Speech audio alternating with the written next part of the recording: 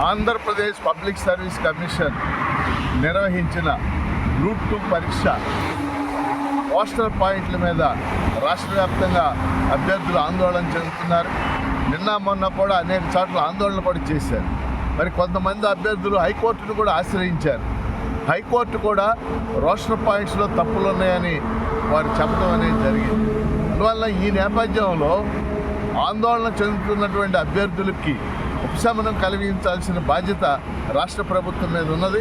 అందువల్ల రాష్ట్ర ముఖ్యమంత్రి గౌరవ చంద్రబాబు నాయుడు గారు, అలాగే ఉప ముఖ్యమంత్రి పవన్ కళ్యాణ్ గారు, అలాగే విద్యామంత్రి లోకేష్ బాబు గారు కూడా స్పందించి ఆ అభ్యర్థులను ఆందోళన చేస్తున్నటువంటి అభ్యర్థులను ఈరోజు వారి కార్యాలయాలకు పిలిపించి వాళ్ళకు ఉపశమనం కలిగించాలి.